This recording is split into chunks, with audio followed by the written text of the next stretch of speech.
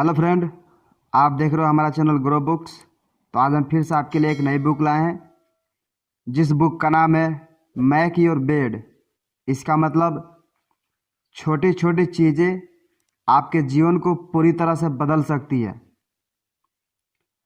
इनका लेखक का नाम है विलियम एच MC रावण। तो चलिए बुक को आपको दो लफ्ज़ों में बताते हैं। साल 2017 में रिलीज हुई किताब मेक योर बेड में लेखक ने अपने जीवन के मूल्यवान अनुभवों को साझा किया है। एक बात तो तय है कि लेखक के इन मूल्यवान अनुभवों से आपके जीवन में सकारात्मक बदलाव तो जरूर आएंगे। इसलिए अपने बिजी समय से थोड़ा समय निकालकर आप इस किताब को जरूर पढ़ें। यह बुक किसके लिए है? टीम लीडर्स जिन्हें इंस्पिरेशन की ज़रूरत हो, ऐसा कोई भी जो ज़िंदगी में संघर्ष कर रहा हो, ऐसा कोई भी जो मोटिवेशनल स्पीकर्स बनना चाहता हो। अध्याय नंबर 1, आप दिन की शुरुआत अपने बेड को अच्छे से बनाने से करें। इस लाजमी से दिखाने वाले सवाल का जवाब यह है कि जीवन में कभी कभी सिंपल सी चीज़ें बड़े बदलाव लेकर आती है। इन्हीं पहलुओं पर इस किताब में रोशनी डाली गई है। अब आपके दिमाग में आ रहा होगा कि कौन कौन सी छोटी चीज़ें में बदलाव ला सकती है। इस पर आपको बता दें कि सुबह सुबह आप अपना बेड बनाते हो, उतनी आम सी दिखने वाली चीज़ भी आपके जीवन में बड़ा बदलाव लेकर आ सकती है। नेवी ऑफिसर रहने के दौरान लेखक ने अफगानिस्तान और ईरान दोनों जगहों में अपना समय बिताया। इस दौरान उन्होंने जीवन में जुड़ी कोई महत्वपूर्ण बातों को भी सीखा है। इस किताब में लेखक ने कई सुझाव पाठकों को दिए हैं। उन्होंने यह भी बताया है कि क्यों जीवन में कभी भी हार नहीं माननी चाहिए। इसी के साथ उन्होंने बताया है कि किस तरह से आपके जीवन में छोटी छोटी चीज़ें बड़ा बदलाव लेकर आ सकती है। यदि आपको भी कभी ऐसी फिल्म देखी है जहां युवा सैनिक बूट शिविर के माध्यम से संघर्ष कर रहे थे, तो हो सकता है कि आपने उसके बिस्तरों पर ध्यान दिया हो और ये भी देखा होगा कि वो कैसे उन्हें व्यवस्थित और साफ रखते हैं। ये बात आपको बहुत छोटी सी लग सकती है, लेकिन सुबह अपने बेड को साफ करने से आपके दिन की शुरुआत सही दिशा में जरूर हो सकती है। लेखक और उनके कैडेट के मेंबर्स को कोलोराडो कैलिफोर्निया में बेड को साफ रखने की कला को बेसिक ट्रेनिंग के रूप में सिखाया गया था। इसी के साथ उन्होंने ये भी बताया गया था कि उठने के बाद किस तरह उन्हें पहला काम यही करना है कि वो अपने बेड को बना सके। इसके लिए एक बेड मेकिंग कोड भी हुआ करता था। इस कोड को सभी को फॉलो करना होता था। अगर कोई इस कोड को फॉलो नहीं करता तो उसे इसके लिए प्रॉपर सजा भी मिला करती थी। अब आप सोच रहे होंगे कि खुद के बेड को बनाने में कौन सी बड़ी बात है, ये तो कोई भी कर सकता है। शायद आप सही भी है, लेकिन सुबह सुबह किसी एक ही चीज़ को सही तरीके से करना, और वो भी रोज़, इसके लिए डेडिकेशन की ज़रूरत तो पड़ती ही है। लेखक ने अपने मिलिट्री लाइफ में जो दूसरी महत्वपूर्ण बात सीखी है वो ये है कि अपने टीम के मेट को महत्व समझाना काफ़ी ज़्यादा जरूरी होता है। लेखक मानते हैं कि सबके जीवन में वो पड़ाव आता है जब उसे किसी ऐसे शख्स की ज़रूरत होती है जो उसे अच्छे से समझता हो।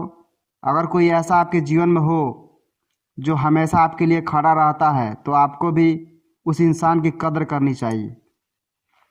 अध्याय नंबर 2, कभी भी किताब को उसके कवर से जज मत करिए, ना ही जीवन से आसानी की उम्मीद करिए। क्या आपको जीवन में कभी किसी सरप्राइज मिला है? मतलब कोई ऐसा जो पहले आपको काफ़ी बोरिंग नज़र आता हो, फिर आज वो आपको अच्छा दोस्त हो। इस बात का मतलब यह है कि कभी भी किसी इंसान को उसकी पर्सनालिटी के आधार पर जज नहीं करना चाहिए। अगर आपको किसी के बारे में कोई राय बनानी भी है तो पहले आप उसके दिल को परखने की कोशिश करिए। उससे उलट सिनेरिया भी सच हो सकता है। ऐसा भी हो सकता है कि आप किसी अनजान के ऊपर कुछ ज़्यादा ही भरोसा कर रहे हैं, फिर आपको पता चले कि वो इंसान तो ऐसा था ही नहीं। इसलिए किसी के ऊपर भी भरोसा करने से पहले खुद से एक सवाल जरूर कीजिएगा कि क्या मैं इस इंसान को अच्छे से जानता हूँ। अगर आपका दिल गवाही दे और दिमाग साथ दे तभी आप किसी अनजान के ऊपर पूरी तरह से भरोसा करिएगा। लेखक यहाँ एक किस्सा शेयर करते हैं। वो बताते हैं कि जब वो कॉलेज में थे और वे नेवी में अपने करियर को देख रहे थे तब उन्होंने इस फील्ड के बारे में ज़्यादा जानने के लिए एक फर्म को ज्वाइन किया था। वहाँ उनको एक लड़का दिखा, उसका नाम टॉम नॉरिस था।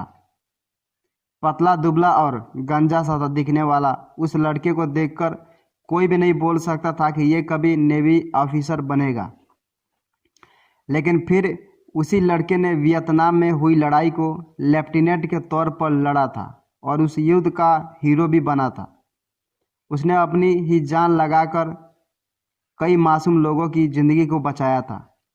उस युद्ध को इतनी बहादुरी से लड़ा था कि उसे कई इंजरीज भी हो गई थी।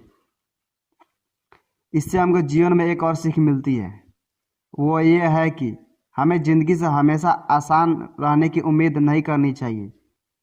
लेखक को अपनी ट्रेनिंग के दौरान कई कठिन परिस्थितियों से गुजरना पड़ा था। उन्हें उस ट्रेनिंग के दौरान इस बात की सीख मिली थी कि ज़िंदगी आपके सामने कई तरह की चुनौतियां लेकर आती है। अब यह आपके ऊपर है कि आप उस चुनौतियों का सामना करते हैं या फिर उनसे डरकर किसी बीमार का शिकार हो जाते हैं।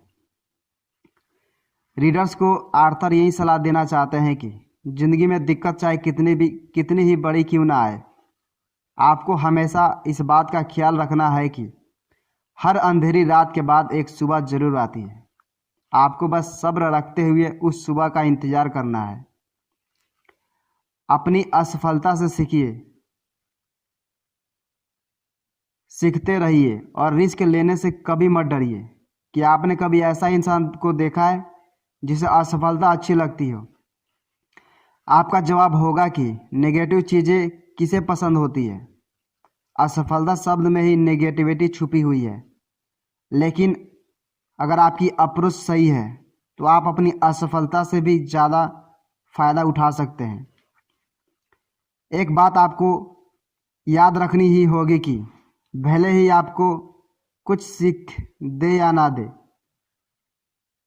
लेकिन भले ही सफलता आपको कुछ सीख दे या ना दे, लेकिन आपकी असफलता आपको बहुत कुछ सिखाएगी।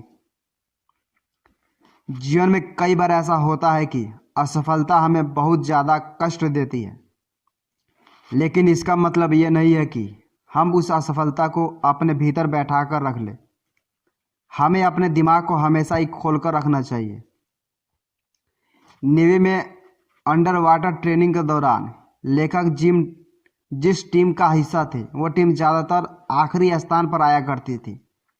अब लेखक के सामने एक रास्ता ये था कि वो अपनी असफलता से डरकर ट्रेनिंग को छोड़ दे या फिर इस बात की पहचान करे कि उनसे आखिर कहाँ पर गलती हो रही है। लेखक ने दूसरा रास्ता अपनाया। दूसरे रास्ते में चलकर उन्होंने ये महसूस किया कि इंसान को कभी भी हार नहीं माननी चाहिए, बस उसे अपने नज़रिए को बदलने की ज़रूरत होती है। अगर इंसान ने अपने नज़रिए को बदल लिया तो जीवन में उसे सफल और खुश होने से कोई भी नहीं रोक सकता। असफलता ही आपको रिस्क लेना भी सिखाती है। अगर आपको कुछ बड़ा करना है तो रिस्क भी बड़ा ही लेना पड़ेगा। ये बात भी सच है कि कंफर्ट में एक अलग ही मज़ा होता है, लेकिन अगर आपने कंफर्ट जोन में रहेंगे तो कभी भी आपको रिस्क की वैल्यू समझ में नहीं आएगी। और अगर आपको रिस्क की वैल्यू समझ में नहीं आएगी तो विश्वास मानिए कि आप बहुत लंबी दूरी तय नहीं कर सकते। साल 2004 का किस्सा लेखक शेयर करते हुए बताते हैं। इराक में युद्ध के दौरान ऐसी सिचुएशन आई थी जब उन्हें एक कठिन फैसला लेना था। इस फैसले में काफ़ी ज़्यादा रिस्क भी थी, लेकिन उन्होंने रिस्क का चुनाव किया और मिशन को आगे बढ़ाने के लिए बोल दिया था। नतीजा कुछ यूँ हुआ कि मिशन में उनकी टीम को कामयाबी मिल गई थी। इस कामयाबी के बारे में बात करते हुए लेखक बताते हैं कि इसके पीछे रिस्क का बहुत बड़ा योगदान था। अगर वो उस समय डर कर रुक गए होते तो उनकी टीम उतनी बड़ी सफलता कभी हासिल नहीं कर पाती। इसलिए अगर आपको अपने जीवन में ऐसा मौका मिलता है कि आप सोच समझ कर रिस्क ले सकते हैं, तो आपको अपने फैसले को बैक करते हुए रिस्क ले ही लेना चाहिए। याद रखिए, जितना बड़ा रिस्क होगा आपकी सफलता का स्वाद भी उतना ही अच्छा होगा। अध्याय नंबर 3, अपने गोल की तरफ बढ़ते रहिए, हिम्मत रखिए, जीत आपकी जरूर होगी। जिंदगी आपके सामने बहुत सारे चैलेंज रखेगी। कई बार ऐसा समय भी आएगा जब आपको आपके चाहने वाले ही धोखा देंगे। तब आपको इस बात का ख्याल रखना है कि आपको कमज़ोर नहीं पड़ना है। अगर आप कमज़ोर पड़ेंगे तो आपकी हिम्मत भी कमज़ोर पड़ती जाएगी। जीवन में जब भी मुसीबत आपके दरवाजे में दस्तक देगी, तब आपको खुद का बेस्ट वर्जन बनकर दिखाना है। अगर आप खुद का बेस्ट वर्जन बन सकते हैं, तभी आप जीवन के संघर्षों का सामना कर सकते हैं। कई बार ऐसा भी समय आएगा जब आपको ऐसा लगेगा कि आप अपने दिक्कतों से कहीं दूर भाग जाएं, लेकिन अगर आप ऐसा करते हैं तो ये आपको सबसे बड़ी गलती होगी। कभी भी भागना किसी भी चीज़ का हल नहीं हो सकता। इसलिए हमेशा संघर्ष की गले से लगाते चलिए। संघर्ष ही आपके जीवन का असली आनंद देगा। अगर आपको किसी भी चीज़ से डर लग रहा हो, तो आपको उस सिचुएशन से बाहर बस एक ही चीज़ निकाल सकती है। वो चीज़ है करेज, यानी हिम्मत। हमेशा इस चीज़ को अपने साथ रखिए। अगर हिम्मत आपकी साथी बन गई तो जीवन में कभी भी कठिनाई आपका कुछ भी नहीं बिगाड़ सकती। नेवर क्विट का नेचर अपने अंदर डेवलप करिए। सबसे पहले तो ये सोचिए कि आपको ये सुनकर कैसा लगा। क्या आपको ये सुनकर बेहतर लगा? कभी कभी जीवन में ऐसे पड़ाव आते हैं जब सब कुछ आपके हिसाब से नहीं होता। कभी कभी आप सोच भी लेते हैं क्यों ना मुझे सब छोड़ देना चाहिए, लेकिन तभी आपकी बात अपने किसी दोस्त से होती। वो दोस्त आपको एक नया एंगल दिखाता है। ज़्यादा कुछ नहीं बदलता है तो बस आपका नज़रिया। ये सब चीज़ें बताती है कि आपकी ज़िंदगी में एक इंसान कितना बड़ा बदलाव लेकर आ सकता है। इस तरह हम इस फाइनल अध्याय की तरफ भी बढ़ चुके हैं। इस अध्याय में हम सीखेंगे कि हमें कभी भी भागना नहीं है। अपने लक्ष्य की तरफ हमें अग्रसर रहना है। हमें अपनी आदत बनानी है कि जब तक पाएंगे नहीं तब तक छोड़ेंगे नहीं। ये फीलिंग बहुत ज़्यादा खूबसूरत है। ये फीलिंग तब भी बहुत अच्छी है जब आपके जीवन में सब कुछ अच्छा ना चल रहा है हो। अगर आप मुश्किल दौर से गुजर रहे हैं, तभी आपको ये याद रखना है कि अच्छा समय भी आना बाकी है। याद रखिए कि जब आपका समय खराब हो तो कभी भी खुद को या दूसरों को ब्लेम ना करें। याद रखें, ज़िंदगी वही आपको देती है जैसा आप उसको बनाते हैं। इसलिए खुद के ऊपर हमेशा ही भरोसा रखिए।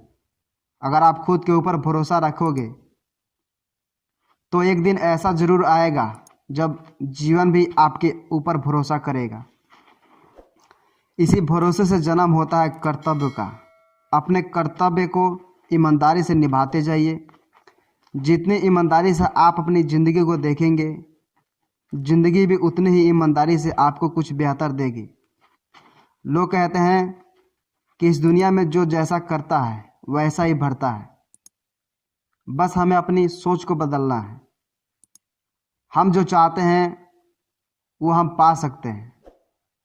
बस हमें अपने नज़रिए को बदलना होता है। कुल मिलाकर आप चाहे जो भी हो, लेकिन इस किताब में बताए गए एक्सपीरियंस से आप काफ़ी कुछ नया सीख सकते हैं। जीवन में हमें ज्ञान जहाँ से भी मिले लेना चाहिए, भले ही आपके जीवन में जितना भी नकारात्मक प्रभाव हो। अगर आपने अपना नज़रिया बदल लिया तो समझ लीजिए कि आधी जंग आपने जीत ली है। पॉजिटिव रवैया रखिए और जीवन को जीने का सही तरीका सीखते रहिए। जहाँ भी ज़रूरी हो वहाँ कभी भी रिस्क लेने से ना घबराइए। याद रखिएगा कि जो डर गया समझो मर गया, और डर के आगे जीत है।